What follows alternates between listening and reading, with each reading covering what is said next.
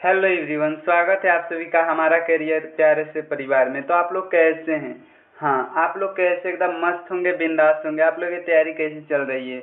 हाँ, एक ही लोगों के साथ हम लोग पढ़ाते हैं। हमारा करियर जो है आप ही का करियर है, यानी इस चैनल का नाम ही हमारा करियर, यानी हमारा करियर का एक ही लक्ष्य है, सिर्फ आपका करियर बनाना। ठीक, तो आप लोग जल्दी जल्दी जुड़िए। पॉलिटी के अगले क्लास में हम लोग शुरू करेंगे। हाँ, पॉलिटी के यहाँ तक जो 3 क्लास हुआ है, आप बहुत बेहतरीन तरीके से सब लोग समझते चल रहे हैं। ठीक, जितने लोग पढ़ रहे हैं किन्हीं का कोई डाउट बच ही नहीं रहा है। ऐसा समझा रहे हैं कि आप लोग का डाउट बचने का कोई मसला ही नहीं है। अगर किसी से कोई डाउट बच रहा है, कोई ऐसा चीज़ है जो नहीं समझ आ रहा है, एक बार कमेंट करके पूछ लीजिएगा। ठीक, उसके अगले दिन हम आपको बता देंगे। ठीक, हाँ बिल्कुल।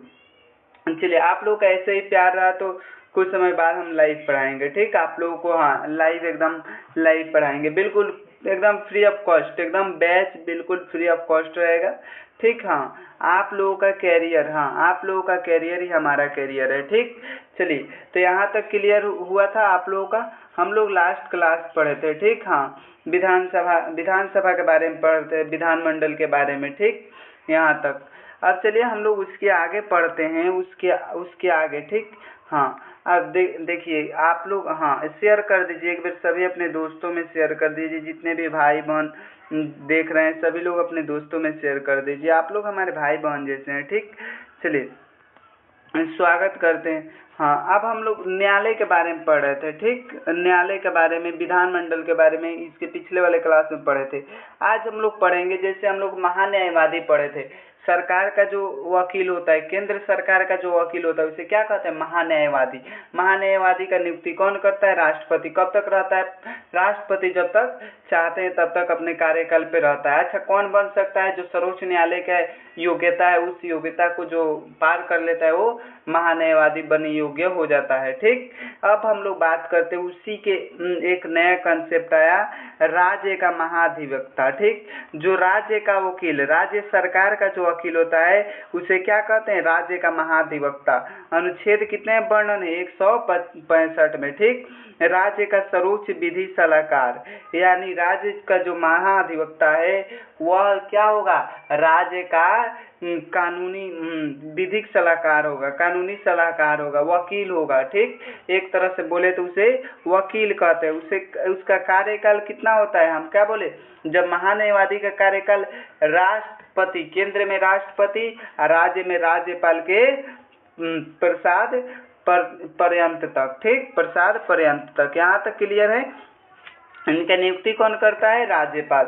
महान्यायवादी की नियुक्ति कौन करते थे? राष्ट्रपति। ठीक, चलिए यहाँ तक। अब हम लोग जानते हैं विधानमंडल के बारे में। इसके पिछले क्लास में हम लोग पढ़े थे हाँ न्यायालय के बारे में। अब हम लोग जानेंगे विधानमंडल। देखिए, जैसे संसद का कितना अंग था? 3 अंग, राष्ट्रपति, लोकसभा, राज्यसभा। ऐसे ही विधानमंडल, जो हर राज्य का अपना विधानमंडल होता है, उसका भी 3 अंग है। राष्ट्रपति के जगह पे यहाँ राज्यपाल है। संसद में जो लोकसभा था उसके जगह पे राज्य में विधानसभा है।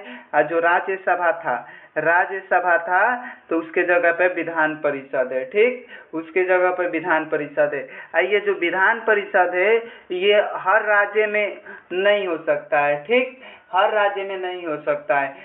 अभी तक विधान परिषद 6 राज्य में है। कितना? विधान परिषद अभी तक 6 राज्य में। कि कौन कौन से राज्य में, उस पर भी बात करेंगे। तो यहाँ पे बात करते हैं विधान परिषद अभी तक कितने राज्य में है? 6 राज्य में। अच्छा, बात करते विधानसभा, ये हर एक राज्य में होगा। ऐसा नहीं पूछेगा कि राज्य के विधानमंडल का अंग कितने हैं, ऐसा पूछ सकता है तो आप लोग बोल सकते हैं कि राज्य के विधानमंडल के मुख्यतः 2 अंग है और ज़्यादा कुछ राज्यों में विधानमंडल के 3 अंग है। ठीक, जो कौन कौन से राज्य में है वो बात करेंगे। ठीक, अब बात कर लेते हैं पहले विधानसभा के बारे में। विधानसभा में सबसे पहले इनका योग्यता क्या होनी चाहिए। ये अगर किसी राज्य के विधानसभा में, अगर विधानसभा जिसे विधायक बोलते हैं ना, उसे ही विधानसभा का सदस्य बोलते हैं। विधानसभा का सदस्य जिसे आम भाषा में एमएलए बोलते हैं, मेंबर ऑफ लेजिस्लेटिव असेंबली, या विधायक, उसी को विधानसभा का सदस्य बोलते हैं। इनका भारत का पहला नागरिक हो और 25 वर्ष का आयु पूरा कर चुका हो। ठीक, भारत का नागरिक और 25 वर्ष का उम्र पूरा कर चुका हो। ठीक, अगर बात करें न्यूनतम सीट, विधानसभा में अगर सदस्य बनने के लिए भारत का नागरिक और न्यूनतम 25 वर्ष का आयु पूरा कर चुका हो। सबसे पहले विधानसभा, हर राज्य में अपना अपना विधानसभा होगा, तो हम नहीं बता सकते हैं कि विधानसभा की सीटें कितनी होगी, लेकिन ये बता सकते हैं कि किसी भी राज्य का विधानसभा का अधिकतम 500 से ज़्यादा सीटें नहीं हो सकती है। किसी भी राज्य का विधानसभा का अधिकतम 500 से ज़्यादा सीटें नहीं हो सकता है, और न्यूनतम 60 सीटों से कम नहीं हो सकता है। यानी किसी भी राज्य का विधानसभा यानी विधायक की सीटें, एमएलए की सीटें 60 सीटें से कम नहीं हो सकता। लेकिन इसके बाद भी कुछ अपवाद है, जैसे अपवाद में सिक्किम में 32 सीट है, यानी 60 से कम सीट है, 60 से कम सीट है यानी 32 सीट है। आज गोवा मिजोरम में 40 सीट है, तो 60 से कम हुआ, तो ये अपवाद में। ठीक, अगर पूछा जाए, ऐसे पूछा जा सकता है कि निम्न में से किस राज्य में सबसे कम सीट है, विधानसभा का सबसे कम सीट है, याद रखिएगा सिक्किम में है। सिक्किम में कितना सीट है, 32 सीट है। ठीक, सिक्किम में 32 सीट है। अच्छा, सर्वाधिक सीट किस में है, तो याद रखिएगा उत्तर प्रदेश में। कितना, 403 सीटें हैं। ठीक, 403 सीटें उत्तर प्रदेश में, याद रखिएगा। सर्वाधिक सीटें उत्तर प्रदेश 403, न्यूनतम सीटें सिक्किम 32। ठीक, अच्छा, सदस्यता किसी विधायक का यानी विधानसभा के सदस्य को क्या कहते हैं, विधायक, एमएलए, इसीलिए आप लोग को आम भाषा में विधायक बोल रहे हैं ताकि समझ आ जाए। ठीक, किसी भी विधानसभा सदस्य का सदस्यता कब समाप्त हो सकता है, वह विधायक से कब हट सकता है, तो अगर सदन के, अगर विधानमंडल में सदन चल रहा है यानी मीटिंग चल रहा है, बैठक चल रहा है, वो बिना अनुमति के, मतलब मीटिंग में उस विधानसभा का कोई अध्यक्ष होंगे, अध्यक्ष से बिना अनुमति के 60 दिन तक अगर सदन में नहीं आता है, 60 दिन के अंदर, तो उन्हें क्या हो जाएगा, उनका सदस्यता समाप्त हो जाएगा। उनका सदस्यता क्या हो जाएगा, समाप्त हो जाएगा। ठीक, यहाँ तक क्लियर, यहाँ तक क्लियर हो गया। अब हम लोग बात करते हैं विधान परिषद के बारे में। विधान परिषद के बारे में, विधान परिषद सबसे पहले क्या होगा, तो विधान परिषद की सदस्यों की संख्या, अधिकतम किसी राज्य में विधान परिषद कितना हो सकता है, उस राज्य का, राज्य विधानसभा की कुल संख्या का 1/3।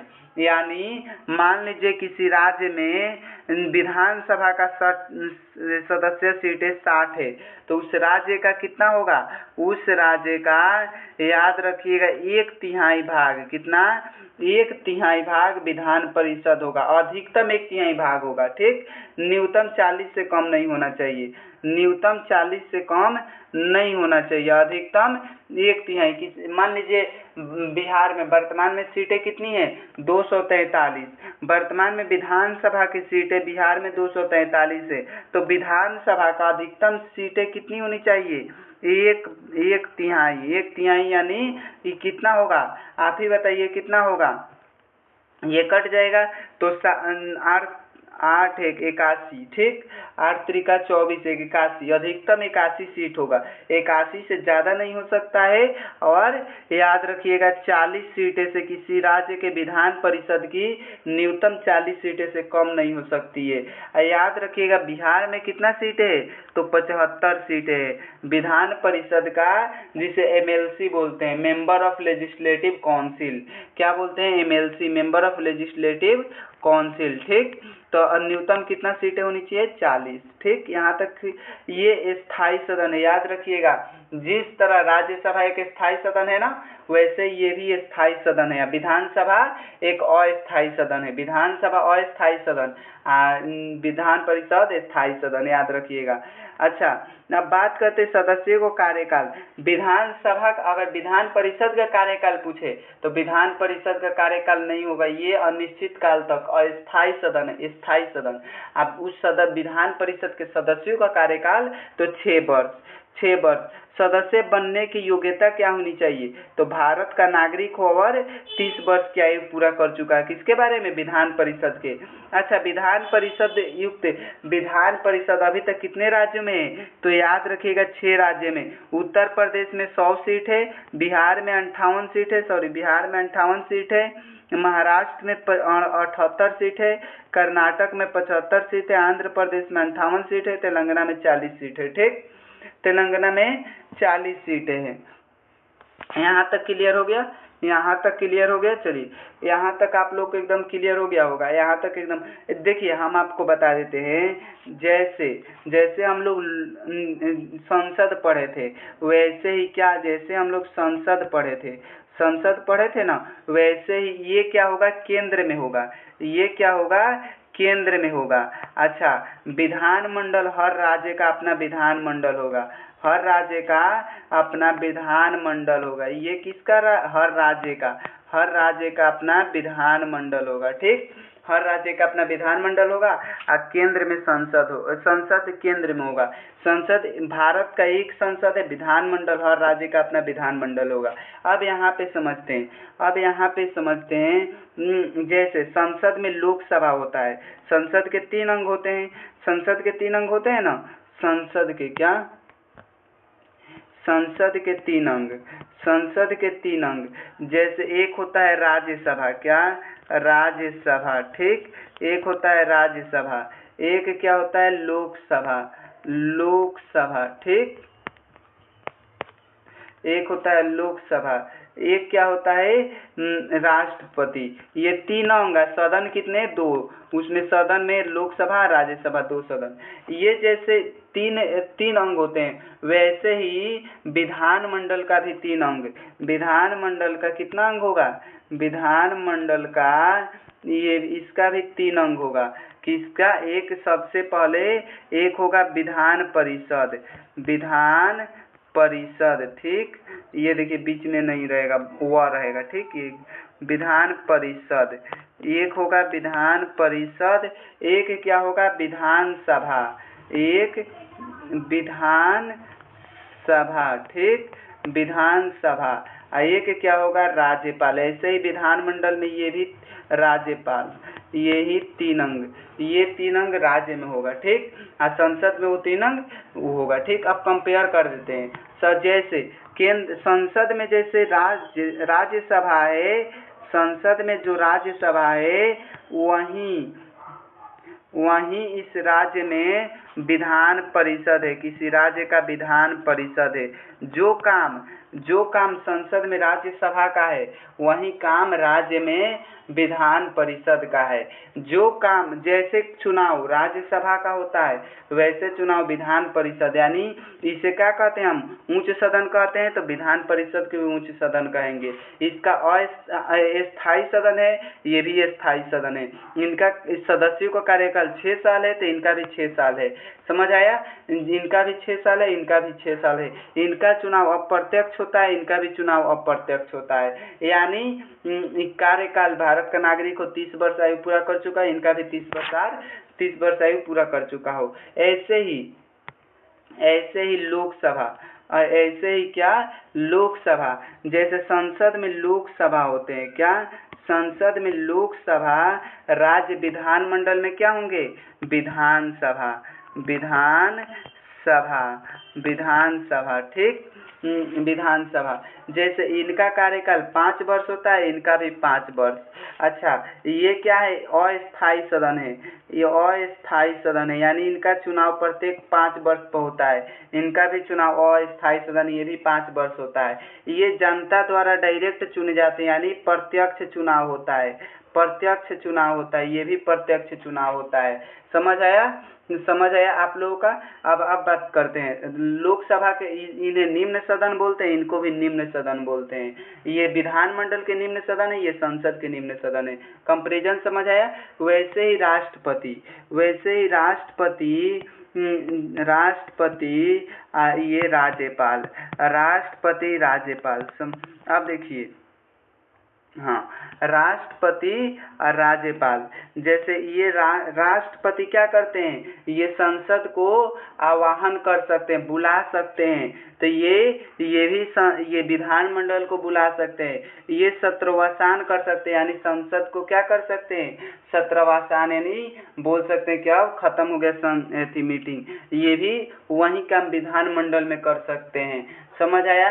अच्छा, राष्ट्रपति को पावर होता है कि वह क्या कर सकते हैं, अगर किसी व्यक्ति को मृत्यु दंड है तो मृत्यु दंड को क्या कर सकते, समाप्त करके उन्हें आजीवन कारावास या कुछ सालों की कैद की सजा उन्हें बदल सकते हैं। लेकिन राज्यपाल के पास ये पावर नहीं है। राज्यपाल किसी फांसी के सजा को समाप्त नहीं कर सकता है, लेकिन वो क्या कर सकता है, किसी के कार्यकाल को कम करवा सकता है। यानी किसी के उम्र कैद का सजा है तो उन्हें 5 साल, 6 साल, 10 साल घटाकर कर सकता है। ठीक, समझ आया। जैसे ये केंद्र में, ये राज्य में। याद रखिएगा, जिस राज्य का राज्यपाल होंगे वो व्यक्ति उस राज्य का नहीं होगा। यानी बिहार के व्यक्ति बिहार का राज्यपाल नहीं बन सकता, अन्य राज्य के राज्यपाल बन सकता है। ठीक, समझ आया। एक राज्यपाल एक से अधिक राज्यों का राज्यपाल बन सकता है। मान लीजिए कोई बिहार का व्यक्ति है, वो यूपी या झारखंड दोनों का चाहे तो राज्यपाल बन सकता है। समझ आया, ये समझ आया। अब आते हैं अपने पॉइंट पे, ये 6 राज्यों में है। याद कर लीजिएगा कौन कौन से राज्य में, क्योंकि यहाँ से पूछ लेगा निम्न में से कौन से राज्य में विधान परिषद नहीं है। ठीक, अब हम लोग बात करते हैं संविधान संशोधन के बारे में। संविधान संशोधन का मुख्यतः अनुच्छेद 368 में बात किया गया है। संविधान संशोधन का बात मुख्यतः 368 में किया गया है। इसमें देखिए, संसद संविधान के किसी भी उपबंध में संशोधन परिवर्तन कर सकती है। यानी संसद संविधान के किसी भी उपबंध में, यानी संविधान के कोई भी नियम कानून में संशोधन यानी परिवर्तन कर सकती है। परिवर्तन यानी संविधान का कोई नया चीज, नियम ऐड करना या कोई नियम हटाना है तो उसे संशोधन बोलते हैं, उसी को परिवर्तन भी बोलते हैं। तो परिवर्तन कर सकती है, याद रखिएगा। संविधान संशोधन विधेयक संसद के किसी भी सदन में मंत्री या गैर सरकारी सदस्य द्वारा पुनर्स्थापित किया जा सकता है। एग्जाम में पूछता है कि संविधान संशोधन सबसे पहले किस सदन में पारित होता है, तो याद रखिएगा संविधान संशोधन लोकसभा में पहले आ सकता है या पहले राज्यसभा में भी आ सकता है। ठीक, लोकसभा में भी आ सकता है, राज्यसभा में भी आ सकता है। गैर मंत्री भी उन्हें ला सकते हैं, अब चाहे कोई गैर सरकारी सदस्य भी ला सकते हैं। ठीक, समझ आया, कोई गैर सरकारी सदस्य भी ला सकते हैं। याद रखिएगा, संविधान संशोधन विधेयक को प्रत्येक सदन में विशेष बहुमत अर्थात उस सदन के कुल सदस्य का बहुमत का सदन में उपस्थित और मत देने वाले सदस्य कम से कम 2/3 बहुमत पारित होना चाहिए। मान लीजिए कोई संशोधन आ गया, जैसे नियम बन गया, कहा कि नियम बन गया कि एक जगह संविधान में एक नियम बन गया का कि कोई भी नियम, मान लीजिए कि महिलाओं को ये पावर दिया जाएगा, चाहे महिलाओं को घर का काम करना महिलाओं को नहीं, पुरुषों का अधिकार है। तो अब क्या होगा, उसको पारित करने के लिए लोकसभा में जितने भी उपस्थित रहेंगे, उस समय लोकसभा में जितने भी लोग बैठे रहेंगे, लोकसभा में वर्तमान सीटें कितनी है, 245 है, लेकिन 545 है, लेकिन उस समय मान लीजिए जितने बैठे रहेंगे 400 लोग आए होंगे, तो 400 लोगों का 2/3 बहुमत यानी 2/3 बहुमत पारित होना चाहिए। अगर लोकसभा में पारित हो गया तब राज्यसभा में जाकर जितने भी राज्यसभा में मेंबर आए होंगे उनका 2/3 बहुमत। ठीक, यानी उपस्थित मतदान का 2/3, इसी को कहते उपस्थित मतदान का 2/3 बहुमत से पारित। या पहले राज्यसभा में पारित हो जाएगा तब लोकसभा में, किसी भी सदन में पहले आ सकता है, किसी भी सदन में पहले पारित हो सकता है। ठीक, अब बात करते हैं संविधान के कुछ उपबंध यानी कुछ नियम कानून में संशोधन के लिए कम से कम आधे राज्यों का विधानमंडल की मंजूरी लेना आवश्यक है। यानी संविधान में कुछ ऐसी बातें हैं, कुछ ऐसे नियम के मतलब अगर बदलाव करना हो, चाहे कुछ चेंज करना हो, संशोधन करना हो, तो क्या करना होगा? विधानमंडल, देखिए विधानमंडल पढ़ा दिए ना, तो कुछ 6 राज्य में विधानमंडल में 3 अंग है, यानी परिषद, विधान परिषद 6 राज्य में, तो विधानमंडल में विधानमंडल का मंजूरी लेना आवश्यक होगा। यानी कुछ ऐसे नियम है जिसके अगर लागू संशोधन करने से यानी परिवर्तन करने से संविधान में आधा से ज़्यादा राज्यों का विधानमंडल का मंजूरी लेना आवश्यक होगा। अब कौन से नियम है? सबसे पहले राष्ट्रपति के निर्वाचन एवं इसकी प्रक्रिया। अगर कोई चाहता है कि ये विधेयक है कि राष्ट्रपति का निर्वाचन या इसकी प्रक्रिया में कुछ बदलाव किया जाए, तो क्या होगा? आधे राज्य का मतलब मंजूरी भी लेना पड़ेगा, तब लोकसभा राज्यसभा में भी पास करना पड़ेगा विशेष बहुमत से। केंद्र और राज्य कार्यपालिका की शक्तियों का विस्तार। मान लीजिए केंद्र की शक्तियाँ और बढ़ाना चाहते हैं, केंद्र की या राज्य का कार्यपालिका शक्तियाँ क्या हो? राज्य की कार्यपालिका शक्तियाँ जैसे कोई भी मतलब जानते हैं ना, राज्य की शक्तियाँ अनुसूची पढ़ेंगे तो जान लेंगे कि कुछ केंद्र और राज्य में बंटवारा हुआ है, कुछ राज्य की शक्तियाँ है, कुछ केंद्र की शक्तियाँ है, और कुछ समवर्ती शक्तियाँ है जो राज्य और केंद्र दोनों के पास है। तो मान लीजिए अगर राज्य की और शक्तियाँ बढ़ाना चाहते हैं, राज्य के कार्यपालिका यानी राज्य के जो कार्य करने वाली मंत्री हैं उनका शक्तियाँ और बढ़ाना चाहते हैं, उनके कार्य करने के विस्तार और बढ़ाना चाहते हैं, इसके विषय में संशोधन करना हो तो आधे राज्य का मंजूरी लेना पड़ेगा। उच्चतम न्यायालय उच्च न्यायालय की, अगर उच्चतम न्यायालय उच्च न्यायालय की प्रक्रिया में या कोई जज के नियुक्ति में कुछ बदलाव करना हो तो आधे राज्य का मंजूरी लेना आवश्यक होगा। केंद्र राज्य के मध्य विधायिक शक्तियों का विभाजन, यानी अगर केंद्र राज्य के मध्य विधायी शक्ति यानी विधि बनाने वाली शक्तियों का अगर कुछ विभाजन करना हो, परिवर्तन करना हो, विधि बनाने यानी नियम कानून बनाने वाली शक्ति या कुछ परिवर्तन करना हो, उससे भी आधे से ज़्यादा राज्य का मंजूरी लेना पड़ेगा। अगर जीएसटी परिषद में, जीएसटी जो है उसमें उसके परिषद जीएसटी काउंसिल में कुछ बदलाव करना हो, उसमें भी आधे राज्य का मंजूरी लेना पड़ेगा। सातवीं अनुसूची कितने होते हैं? संविधान लागू हुआ था तो 8 हुआ था, वर्तमान में कितने हैं? 12 है। अनुसूची एकदम ध्यान से पढ़ेंगे, टेंशन कोई दिक्कत नहीं है, एक भी चीज नहीं छोड़ेंगे। तो सातवीं अनुसूची क्या होगा? सातवीं अनुसूची में अगर कुछ जैसे सातवीं अनुसूची में कुछ बदलाव करना हो तभी क्या करना पड़ेगा? आधे राज्य की मंजूरी लेना पड़ेगा। संविधान संशोधन प्रक्रिया, यानी जो प्रक्रिया है, क्या प्रक्रिया है? विशेष बहुमत से पारित होना चाहिए। अगर संविधान संशोधन प्रक्रिया यानी जो संविधान में नियम परिवर्तन करना हो, संशोधन करना हो, यह जो प्रक्रिया है कि हर राज्य के यह जो प्रक्रिया है लोकसभा राज्यसभा दोनों सदनों में विशेष बहुमत से पारित होना चाहिए। विशेष बहुमत को हटाकर मान लो करना हो साधारण बहुमत, यानी साधारण बहुमत मतलब 50% उपस्थित मतदान का 50% प्लस 1 बहुमत, अगर ये करना हो इसे साधारण बहुमत कहते हैं। विशेष बहुमत को अगर साधारण बहुमत करना हो तब भी आधे राज्य को मंजूरी लेना पड़ेगा कि ये सब करना है, कर सकते हैं। अगर वो विधानमंडल मंजूरी दे देता है आधे से ज़्यादा राज्य का तो ये लागू हो सकता है। ठीक, यहाँ तक क्लियर हो गया? हाँ, अब बात करते हैं संविधान संशोधन विधेयक की पारित कराने के लिए संयुक्त बैठक नहीं बुलाई जा सकती। याद रखिएगा, संयुक्त बैठक हम बोले थे ना, अगर कोई राज्य में अगर कोई नियम कानून में विधानमंडल क्या होता है, मान लीजिए लोकसभा में पारित हो गया, कोई नियम कानून लोकसभा में पारित हो गया, राज्यसभा में नहीं पारित हो रहा है, तो संयुक्त बैठक राष्ट्रपति बुलाते हैं। याद रखिएगा, संयुक्त बैठक राष्ट्रपति बुलाकर और नियम को पारित करते हैं। अगर लेकिन अगर संविधान संशोधन के लिए संयुक्त बैठक नहीं बुलाया जा सकता है, याद रखिएगा। संविधान एग्जाम में आएगा कि निम्न में से किस किस कारण संयुक्त बैठक नहीं बुलाया जा सकता है? तो ऑप्शन 3 दे देगा, एक संविधान संशोधन दे देगा। याद रखिए, संविधान संशोधक विधेयक पर राष्ट्रपति मंजूरी देने के लिए बाध्य है। याद रखिएगा, अगर संविधान संशोधन विधेयक अगर पारित हो गया, मतलब अगर लोकसभा राज्यसभा से पारित हो गया, तो राष्ट्रपति उसे मंजूरी देने के लिए मजबूर होंगे, यानी बाध्यकारी होंगे। ठीक है, बाध्यकारी, उन्हें मंजूरी देना ही होगा। कुछ दिन तक 14 दिन तक रोक सकते हैं, लेकिन उन्हें मंजूरी देना ही होगा, वो ना नहीं कह सकते हैं। ठीक, याद रखिएगा। तो जब मंजूरी दे देंगे तो वो विधेयक क्या बन जाएगा? विधेयक क्या बन जाएगा? कानून बन जाएगा, जिसे इंग्लिश में बिल कहते हैं। विधेयक को बिल कहते हैं, बाद में ये कानून बन जाएगा, जिसे अधिनियम कहते हैं। ठीक, एक्ट कहते हैं। समझ आया? समझ आया? अब हम लोग जानते हैं स्थानीय स्वशासन। स्थानीय स्वशासन, ठीक। अच्छा, स्थानीय स्वशासन याद रखिएगा, स्थानीय स्वशासन के जनक किसे कहते हैं? लॉर्ड रिपन को। स्थानीय स्वशासन को जनक लॉर्ड रिपन को, यानी स्थानीय स्वशासन कौन लाए?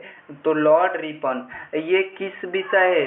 ये केंद्र का विषय है या राज्य का विषय है? तो याद रखिएगा, स्थानीय स्वशासन राज्य सूची का विषय है। ये जब हम लोग पढ़ेंगे ना अनुसूचियाँ, तो अनुसूची में जो बांटा गया केंद्र राज्य की कुछ शक्तियाँ, वो पढ़ लेंगे तो समझ आ जाएगा राज्य सूची का विषय है। ठीक।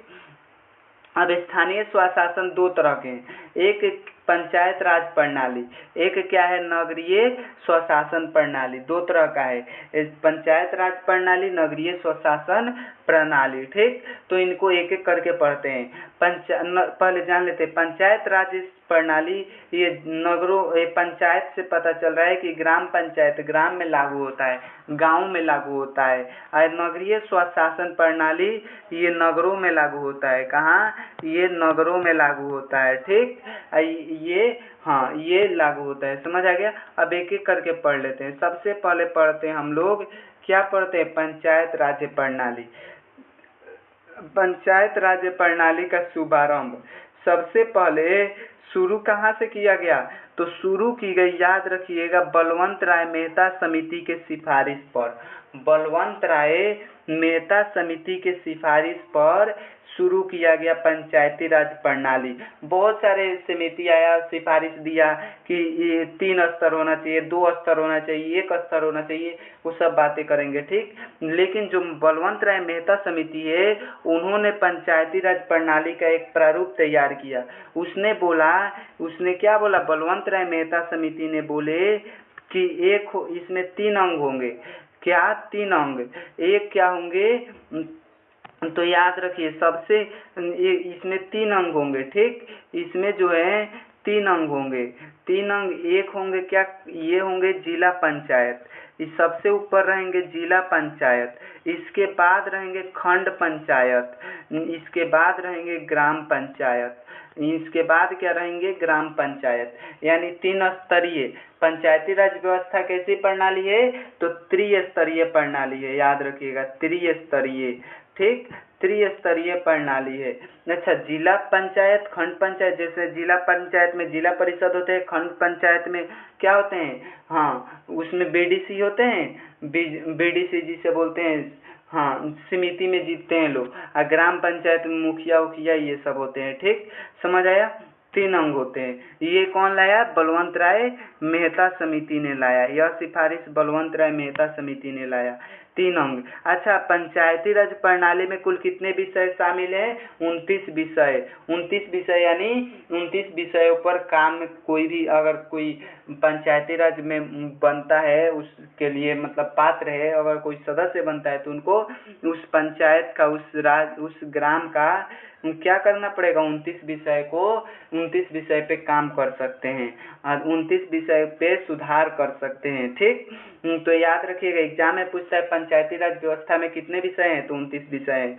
कितने पंचायती राज व्यवस्था कैसी पद्धति है? द्विस्तरीय, त्रिस्तरीय, चतुर्स्तरीय या अनियमित? तो याद रखिएगा त्रिस्तरीय। अच्छा, इसका शुभारंभ कैसे हुआ? याद रखिएगा, 2 अक्टूबर 1959 को राजस्थान के नागौर जिले से जवाहरलाल नेहरू द्वारा, याद रखिएगा, पंचायती राज व्यवस्था का सबसे पहले लागू कहाँ हुआ? शुरू कहाँ हुआ? तो राजस्थान के एक नागौर जिले हैं, कहाँ, नागौर जिला है। नागौर जिला में 2 अक्टूबर 1959 को लागू हुआ था। लागू कौन किया था, जवाहरलाल नेहरू ने लागू किया था। जवाहरलाल नेहरू द्वारा लागू किया गया। एग्जाम में पूछेगा पंचायती राज व्यवस्था सर्वप्रथम किनके द्वारा लागू किया गया, संविधान मतलब संविधान लागू के बाद। याद रखिएगा, संविधान लागू के बाद सबसे पहले भारत में पंचायती राज व्यवस्था जवाहरलाल नेहरू द्वारा शुभारंभ किया गया। अच्छा, इसको संविधान में नहीं जोड़ा गया था उस समय, लेकिन इनको संवैधानिक दर्जा कब मिला, तो संवैधानिक दर्जा याद रखिएगा 73वां संविधान संशोधन देखिए, पहले संविधान में ऐड नहीं था यानी लिखा गया नहीं था, लेकिन संशोधन यानी नियम बदलाव, कुछ नया नियम लाना, तो पंचायती राज व्यवस्था नियम लाया गया जिसे संशोधन कहेंगे। समझ आया, जिसे क्या कहेंगे, संशोधन। तो 73वां संविधान संशोधन अधिनियम 1992 द्वारा लाया गया। कौन सा, 73वां संविधान संशोधन अधिनियम 1992 द्वारा लाया गया। लेकिन ये अधिनियम ला दिया गया कब, 1992 में। कौन से संविधान संशोधन, 73वां। लेकिन लागू कब किया गया, नियम लाना, लागू करना, क्या करना, कोई योजना मतलब योजना का प्लानिंग करना और उसे इम्प्लीमेंट करना, दोनों में अंतर होता है। तो लागू किया गया 1 साल बाद 24 अप्रैल 1993 में, 24 अप्रैल 1993 में उसे लागू किया गया। ठीक, समझ आया, 24 अप्रैल 1993 को लागू किया गया। एक पक्ष हम सब समझ गए। अब हम लोग बात करते हैं नगरीय स्वशासन प्रणाली। नगरीय स्वशासन प्रणाली याद रखिएगा, ये भी त्रिस्तरीय प्रणाली है। ये भी त्रिस्तरीय, जैसे ये भी त्रिस्तरीय, सबसे ऊपर क्या होगा, नगर निगम, सबसे ऊपर नगर निगम, उसके बाद नगर पालिका, उसके सबसे नीचे नगर पंचायत, सबसे नीचे क्या होगा, नगर पंचायत। अच्छा, ये संवैधानिक दर्जा इसको कब प्राप्त हुआ, 74वें संविधान संशोधन 1992 में, यानी 73वें में पंचायती राज व्यवस्था को संवैधानिक दर्जा प्राप्त हुआ और संवैधानिक दर्जा नगरीय स्थानीय स्वशासन को, नगरीय स्वशासन प्रणाली को 74वें संविधान संशोधन, दोनों को 1992 में संवैधानिक दर्जा प्राप्त हुआ। लेकिन एक 73वां संविधान संशोधन, एक 74वां संविधान संशोधन, ऐसे मतलब ग्राउंड लेवल पे इम्प्लीमेंट कब किया गया, लागू कब किया गया, तो 1 जून 1993 को लागू कब किया गया, 1 जून 1993 को। जबकि पंचायती राज व्यवस्था को, पंचायती राज प्रणाली को याद रखिए कब लागू किया गया, 24 अप्रैल 1993 को, ऐसे 1 जून 1993 को। समझ आया, समझ आ गया होगा। हाँ, अब ये तो आप लोगों को समझ आ गया होगा, बिल्कुल एकदम हम जानते हैं ना, समझ आ गया होगा। अब देखिए, पंचायती राज व्यवस्था में हम बोले थे ना कि बहुत सारे समितियां ने अपना अपना बात रखा, तो कुछ समितियां यहाँ पे देखिए, पंचायती राज व्यवस्था का प्रमुख समिति है, जहाँ से एग्जाम में पूछ सकता है। प्रमुख सुझाव, त्रिस्तरीय राज्य प्रणाली, खंड, जिला और पंचायत। ये कौन दिया, बलवंत राय मेहता समिति। हम बोले ना कैसा, त्रिस्तरीय पंचायत का मॉडल, यानी यह प्रणाली किसने प्रस्तुत किया कि ग्राम होगा, खंड होगा, जिला होगा, खंड यानी ब्लॉक लेवल पे और जिला होगा, ये कौन प्रस्तुत किया, बलवंत राय मेहता समिति। एक था पीके नुथंगन समिति, पीके थुंगन समिति, ठीक, पीके थुंगन समिति। ये कब आया था, 1988 में, याद रखिएगा। बलवंत राय मेहता समिति का डेट 1957 में, याद रखिएगा। ये भी बहुत महत्वपूर्ण है, अशोक मेहता समिति, ये 1977 में आया था। इनका सुझाव द्विस्तरीय था, यानी जो बलवंत राय मेहता समिति त्रिस्तरीय थे, ये द्विस्तरीय। ये बोले ग्राम पे नहीं होगा, डायरेक्ट खंड पंचायत होगा, यानी खंड और पंचायत होगा। एपीजे अब्दुल कलाम का कथन है कि अगर देश को विकसित करना है तो ग्राम को विकसित, गांवों को विकसित करना होगा। ठीक, एक आया था जीवी केशव समिति 1985 में, एक आया था लक्ष्मीमल सिंधवी समिति 1986 में। पंचायत राज को संवैधानिक दर्जा इसी समिति के सिफारिश के आधार पर दिया गया है। स्टार लगा कर लिख लीजिएगा कि संवैधानिक दर्जा किस समिति के सिफारिश पर दिया गया, तो लक्ष्मीमल सिंधवी समिति 1986 में जो आया था, इन्हीं के सिफारिश पर पंचायती राज दर्जा दिया गया। ठीक, संवैधानिक दर्जा दिया गया था। अब पंचायती राज एवं नगर निकाय के कुछ तथ्य के बारे में जान लेते हैं। सबसे पहले चुनाव राज्य निर्वाचन कराता है, याद रखिएगा। पंचायती राज व्यवस्था या नगर निगम का चुनाव कौन करवाता है? चुनाव राज्य निर्वाचन आयोग कराता है। राज्य निर्वाचन आयोग, ठीक, राज्य निर्वाचन आयोग कराता है, याद रखिएगा। अच्छा, अगर बात करें सदस्य बनने की योग्यता, तो जो अगर पंचायती राज नगर निगम में, नगर निगम कुछ भी नगर स्वशासन में अगर कोई सदस्य बनना चाहता है तो उनका न्यूनतम योग्यता 21 वर्ष होना चाहिए। सभी स्तरों पर महिलाओं के लिए आरक्षित सीटें 1/3 है, यानी सभी स्तरों पर महिलाओं की भी भागीदारी है। ये कम से कम 1/3 महिलाएं भाग लेगी ही लेगी, ठीक। और कार्यकाल कितना होता है? 5 वर्ष होता है।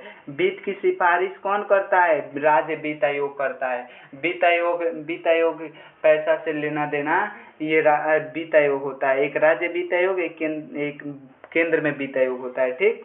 तो जो पंचायती राज नगर निगम के निकाय है, उनके लिए वित्त का सिफारिश, पैसे की सिफारिश कौन करता है?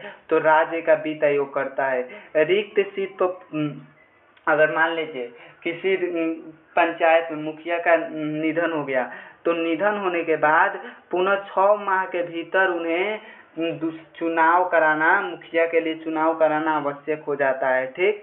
वर्तमान में नागालैंड, मिजोरम और मेघालय में पंचायती राज व्यवस्था नहीं है। वर्तमान में कहाँ नहीं है? तो नागालैंड, मिजोरम एवं मेघालय में पंचायती राज व्यवस्था नहीं है, ठीक। कहाँ कहाँ नहीं है, याद रखिएगा। नागालैंड, मिजोरम, मेघालय में पंचायती राज व्यवस्था नहीं है, ठीक, याद रखिएगा। अब वित्त आयोग का बात हुआ था, एक राज्य वित्त आयोग, एक केंद्र। ये बात होता है केंद्र में वित्त आयोग का। वित्त आयोग का गठन वित्त आयोग किसमें है? अनुच्छेद 280 में। वित्त आयोग का वर्णन अनुच्छेद 280 में। देखिए, हम जो अनुच्छेद दिखवा रहे हैं, अनुच्छेद जहाँ जहाँ दिख रहा है, इसमें बहुत कम अनुच्छेद दिखेगा, लेकिन जो अनुच्छेद दिख रहा है उसे कंप्लीट याद कीजिएगा, क्योंकि वही अनुच्छेद लिखे जो बहुत महत्वपूर्ण है, ठीक। सबसे पहले बात करते हैं, इनका गठन कब होता है? राष्ट्रपति द्वारा प्रत्येक 5 वर्ष पर किया जाता है।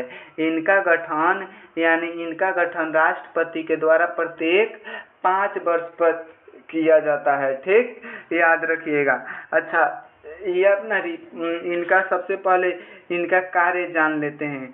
कार्य क्या होता है? संघ एवं राज्य के मध्य करों के बंटवारा के करने के संबंध में एवं इनका कार्य क्या होता है?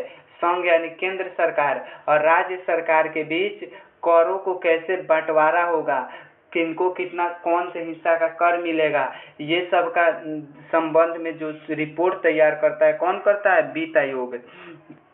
राज्यों का अनुदान सहायता के संबंध में, अनुदान सहायता यानी किस राज्य को कितना बजट केंद्र सरकार देगी, बिहार को कितना देगी, ये सब लेखा जोखा रिपोर्ट कौन तैयार करता है? तो वित्त आयोग, ठीक, याद रखिएगा। अच्छा, ये जो रिपोर्ट तैयार करता है, ये रिपोर्ट किसको सौंपता है? राष्ट्रपति को सौंपता है, ठीक। सलाह मानना बाद राष्ट्रपति को सौंपता है, रिपोर्ट राष्ट्रपति को सौंपता है।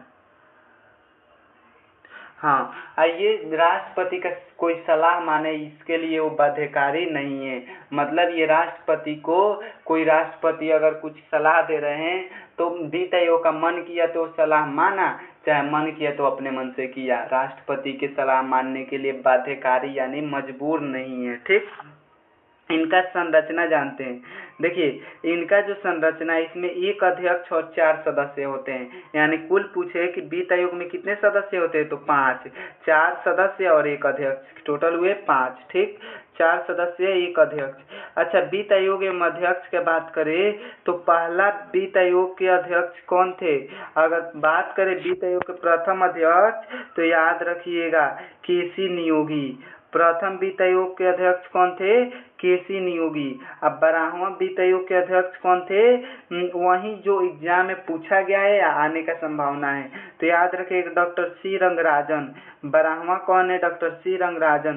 13वां डॉक्टर विजय केलकर, डॉक्टर विजय केलकर। 14वां कौन है? Doctor Y B. Reddy, doctor Y B. Reddy. 15वां एन.के. सिंह, 15वां कौन है? तो एन.के. सिंह, ठीक। यहाँ तक कंप्लीट हो गया। हाँ, यहाँ तक आप लोगों को कंप्लीट हो गया, यहाँ तक। अब हम लोग बात करते हैं किनके बारे में, किनके बारे में। अब हम लोग बात करते हैं निर्वाचन आयोग, जो वोट कराते हैं। निर्वाचन आयोग का कार्य क्या होता है?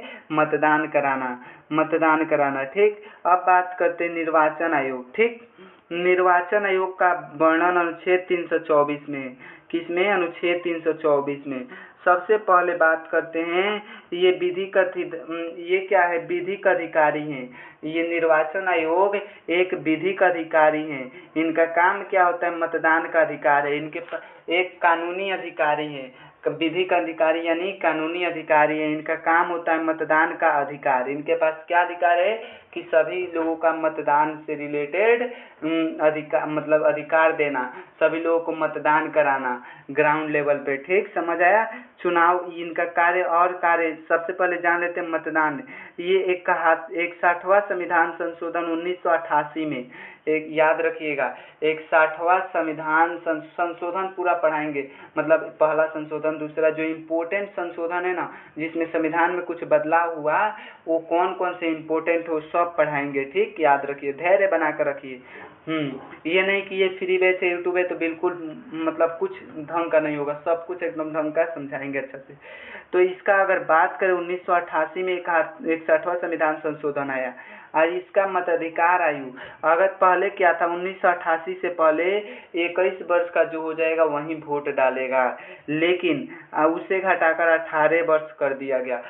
61वां संविधान संशोधन आया, जो 21 वर्ष के मतदान का अधिकार को घटाकर 18 वर्ष कर दिया गया, यानी 1988 में किया गया। याद रखिएगा, कौन से संविधान संशोधन? 61वां संविधान संशोधन। इनका कार्य क्या है?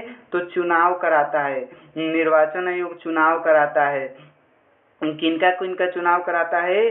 राष्ट्रपति, उपराष्ट्रपति, लोकसभा, राज्यसभा, और जो विधानसभा पढ़ाए थे ना, विधानसभा, विधान परिषद, विधानमंडल के, तो इनका चुनाव कौन कराता है? निर्वाचन आयोग कराता है। याद रखिएगा, निर्वाचन आयोग कराता है। निर्वाचन आयोग से बना है मुख्य निर्वाचन आयुक्त, और मुख्य निर्वाचन आयुक्त 2 निर्वाचन आयुक्तों से मिलकर, ठीक। हाँ, ये क्या मुख्य निर्वाचन आयुक्त किससे बना है? तो याद रखिएगा, 2 निर्वाचन आयुक्तों से मिलकर मुख्य निर्वाचन आयुक्त, निर्वाचन आयुक्त, ठीक। निर्वाचन आयोग किससे बना है? निर्वाचन आयोग, याद रखिएगा, निर्वाचन जो आयोग है ये किससे बना है? तो मुख्य निर्वाचन आयुक्त और 2 अन्य निर्वाचन आयुक्त, 3 आमदी से मिलकर निर्वाचन आयोग बना है, ठीक। इनका नियुक्ति कौन करते हैं? तो राष्ट्रपति करते हैं। नियुक्ति कौन करते हैं? राष्ट्रपति। याद रखिएगा, प्रथम यहाँ पे मुख्य पूछ रहा है, प्रथम मुख्य निर्वाचन आयुक्त कौन थे? सुकुमार सेन। प्रथम मुख्य निर्वाचन आयुक्त कौन थे? सुकुमार सेन। प्रथम महिला मुख्य निर्वाचन आयुक्त कौन थी? BS रमा देवी। प्रथम महिला मुख्य निर्वाचन आयुक्त कौन थी? BS रमा देवी। वेतन भत्ते की बात करें तो इनका वेतन जो होता है सर्वोच्च न्यायालय के न्यायाधीश के समान। अच्छा, सर्वोच्च न्यायालय के न्यायाधीश का वेतन कितना होता है? तो 2,50,000 सर्वोच्च न्यायालय के न्यायाधीश का वेतन होता है, 2,50,000। मुख्य न्यायाधीश का वेतन 2,80,000। हाँ, 2,80,000। अगर यहीं पे बात करें वेतन का, तो उच्च न्यायालय जो हाई कोर्ट है, हाई कोर्ट के मुख्य न्यायाधीश का वेतन 2,50,000, 2,50,000, ठीक। 2,50,000 किसका? मुख्य न्यायाधीश के, हाई कोर्ट के मुख्य न्यायाधीश के। हाई कोर्ट के अन्य न्यायाधीश के वेतन कितना होता है? 2,25,000, 2,25,000। यहीं पे बात करें आपसे कि सुप्रीम कोर्ट के मुख्य न्यायाधीश का वेतन कितना होता है? 2,80,000, 2,80,000। जबकि अन्य न्यायाधीश के, सुप्रीम कोर्ट के अन्य न्यायाधीश का वेतन 2,50,000, 2,50,000। समझ आया? तो यहाँ पे क्या बोल रहा है? यहाँ पे बोल रहा है कि इनका भी वेतन उतना ही होगा जो सर्वोच्च न्यायालय के न्यायाधीश का मिलता है, मुख्य न्यायाधीश नहीं। देखिए यहाँ पे सिर्फ न्यायालय के न्यायाधीश बोला है, मुख्य न्यायाधीश बोलता तो 2,80,000, न्यायाधीश यानी 2,50,000, ठीक। समझ आया? यहाँ तक समझ आया?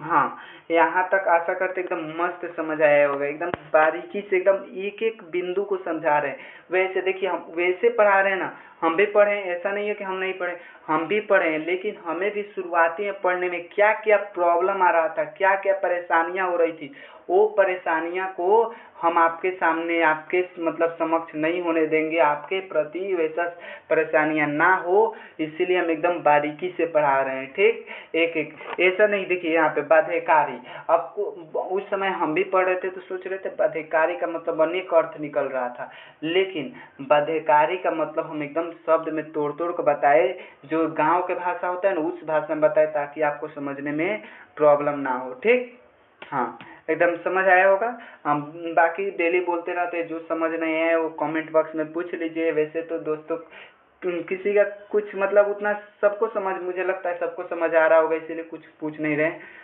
तो आज के लिए हम लोग इतना ही रहने देते हैं। हाँ, आज के लिए इतना ही रहने देते हैं। रिवीजन करते रहिएगा। ठीक, रिवीजन एकदम बारीकी से करते रहिएगा। पीडीएफ चाहिए तो टेलीग्राम ज्वाइन कर लीजिएगा। टेलीग्राम पे सर्च कीजिएगा हमारा करियर, सब स्मॉल में, स्पेस स्पेस मत दीजिएगा, हमारा करियर। ठीक, समझ आ गया।